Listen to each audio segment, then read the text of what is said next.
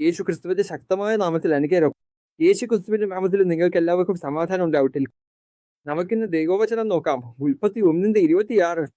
ദൈവം മനുഷ്യനെ തന്റെ സ്വരൂപത്തിലും സാദൃശ്യത്തിലും സൃഷ്ടിച്ചു എന്ന് വചനം പറയുന്നു. പ്രിയപ്പെട്ടവരെ, ദൈവം സൃഷ്ടിയെ സൃഷ്ടിച്ചപ്പോ ദൈവം മത്സ്യത്തെ വെള്ളത്തിലും സസ്യങ്ങളെ ഭൂമിയിലും വെച്ചതുപോലെ ഓരോ കാര്യവും ഒരു പ്രത്യേക സാഹചര്യത്തിലാണ് വെച്ചത്. നമ്മൾ മത്സ്യത്തെ വെള്ളത്തിൽ നിന്ന് വേർതിരിച്ചാൽ മത്സ്യം ചത്തുപോകും. അതുപോലെ നമ്മൾ സസ്യങ്ങളെ ഭൂമിയിൽ നിന്ന് എടുത്തു മാറ്റിയാൽ അവ വാഴിപ്പോവുകയും നശിച്ചു പോവുകയും ചെയ്യും. അതുപോലെ ദൈവം മനുഷ്യനെ സൃഷ്ടിച്ചപ്പോൾ അവിടുന്ന് മനുഷ്യനെ തന്റെ സ്വരൂപത്തിലും സാദൃശ്യത്തിലും സൃഷ്ടിക്കുകയും തന്റെ സാന്നിധ്യത്തിൽ അവനെ വെക്കുകയും ചെയ്തു. മനുഷ്യൻ ദൈവത്തിൽ നിന്ന് വേർപിരിയുമ്പോൾ, ദൈവത്തിന്റെ സാന്നിധ്യത്തിൽ നിന്ന് വേർപിരിയുമ്പോൾ മനുഷ്യൻ പാപത്താൽ മരിക്കുന്നു. എന്തുകൊണ്ടാണ് ദൈവം മനുഷ്യൻ ഇത്രയധികം സ്നേഹിക്കുന്നതെന്ന് ഈ വാക്യം നമ്മോട് പറയുന്നു. മനുഷ്യൻ ദൈവത്തിന് എത്രത്തോളം പ്രധാനപ്പെട്ടവനാണെന്നും അതുകൊണ്ടാണ് തന്റെ ഏകജാതനായ പുത്രനെ മനുഷ്യന് വേണ്ടി ബലിയർപ്പിക്കേണ്ടി വന്നെന്നും ഈ വാക്യം നമ്മോട് പറയുന്നു.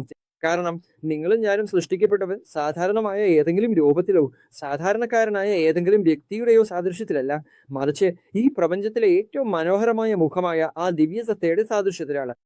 പ്രിയപ്പെട്ടവരെ, ഇന്ന് നിങ്ങൾ ദൈവത്തിന്റെ സ്നേഹത്തെക്കുറിച്ച് അറിയേണ്ടതുണ്ട്. ഇന്ന് നിങ്ങൾ അവിടുത്തെ സാന്നിധ്യത്തെ നിങ്ങളുടെ ജീവിതത്തിലേക്ക് ക്ഷണിക്കേണ്ടതുണ്ട്.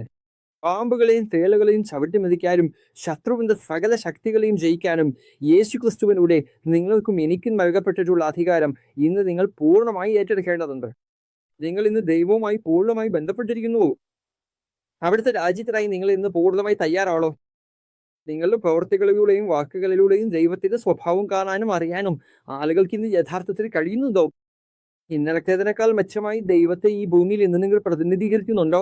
നിങ്ങൾക്കായി ചൊരിയപ്പെട്ട ഈ വലിയ നിരുപാധിക സ്നേഹത്തെക്കുറിച്ച് ആഴത്തിൽ ചിന്തിക്കാൻ അല്പനേരം മാറ്റിവെക്കാൻ ഞാൻ ഇന്ന് നിങ്ങളെ ക്ഷണിക്കുന്നു. എല്ലാം മാറ്റിമറിക്കുന്ന ഒരു സ്മേരമുള്ളത് ദൈവം നിങ്ങളെ സമൃദ്ധമായി അനുഗ്രഹിക്കട്ടെ. മനോഹരമായ ഒരു ദിവസം തരുന്നു. ചെയ്യുന്ന എല്ലാ കാര്യങ്ങളിലും നിങ്ങൾ അനുഗ്രഹിക്കപ്പെടട്ടെ.